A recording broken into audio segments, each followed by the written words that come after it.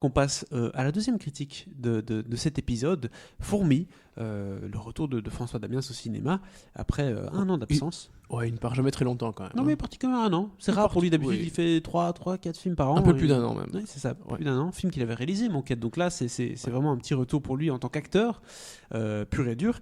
Fourmi, film de Julien Rappeneau, où François Damiens joue le père, un homme qui s'appelle Laurent, qui est le père d'un petit garçon qui s'appelle Théo, qu'on surnomme Fourmi. Pourquoi est-ce qu'on le surnomme Fourmi ?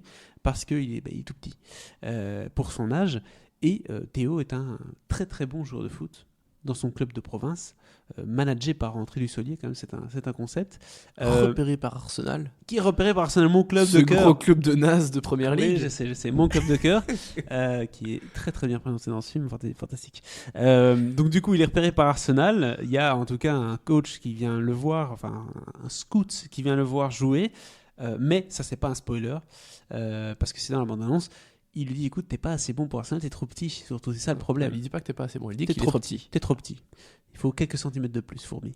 Et lui, il n'a pas envie de dire à son père qu'il n'a pas été pris. Il trouve que son père, c'est un peu pour lui l'occasion de se reprendre en main, parce que oui, François Damiens ne va pas bien.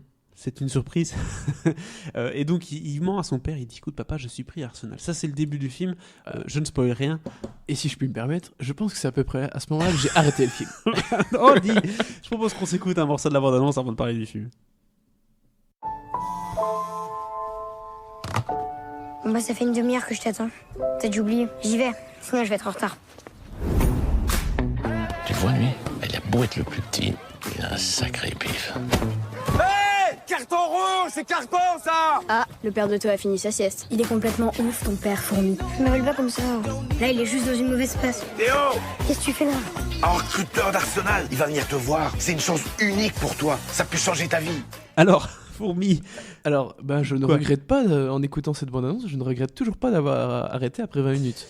Parce que ce film, déjà de base, ça pue le truc TF1, Tax Shelter belge.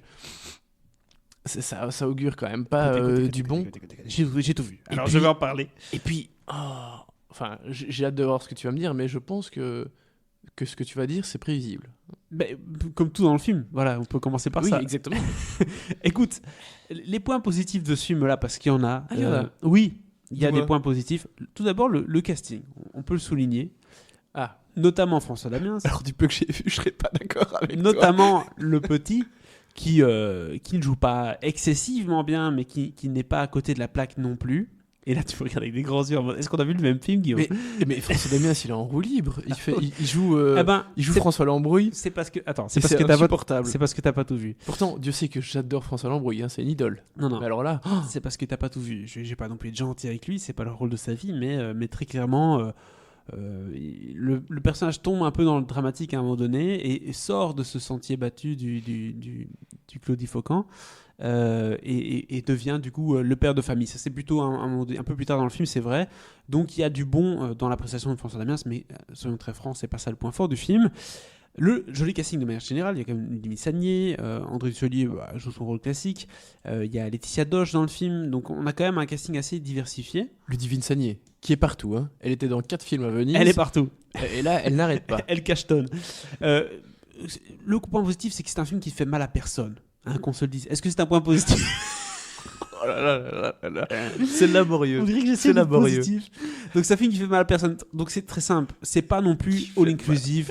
C'est pas des films prout caca pipi. C'est un film classique qu'on peut aller voir avec ses enfants de 8 ans. Ça va pas nous tuer. Voilà, qu'on se dise ça tout simplement. Voilà, le sujet est là. Relation père-fils, le divorce. Il y a une porte de sortie. Pourquoi pas aider mon fils à aller à Arsenal? Voilà. C'est les seuls points positifs. Le point négatif, vous allez me Tu dire, sens le formatage, hein. c'est plan-plan de à ce que tu mourir. dis. Bah oui, c'est ça, c'est que c'est plan-plan, c'est le monde du film qui a été prémâché, où, comme tu le dis, association TF1 Studio avec les petits films du plat pays, production de Tax Shelter, merci Wallonie Bruxelles. Et donc, du coup, on se dit, bon, on est devant un produit de cinéma, on n'est pas devant une ambition artistique. Ça, c'est clair et net, qu'on se le dise tout de suite. N'allez pas voir Fourmi si vous voulez voir un film de proposition. Hein.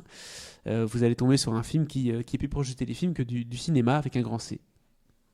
Ça, c'est sûr. D'accord. Donc ça, c'est clair que c'est négatif. Il y a aussi un point qui est négatif.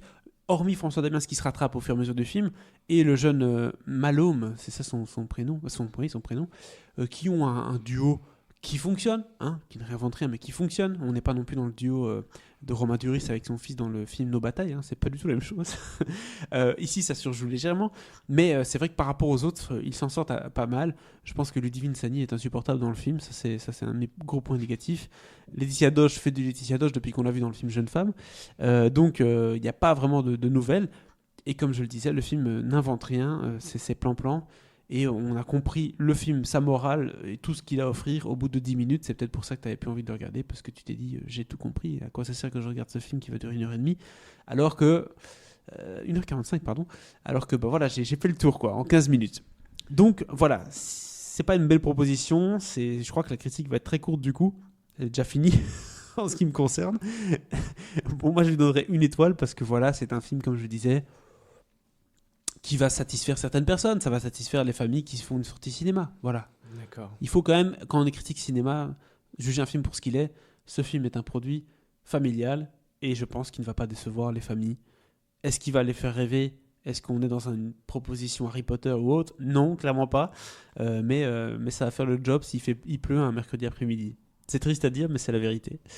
C'est joliment Donc présenté. je lui donne 1 étoile à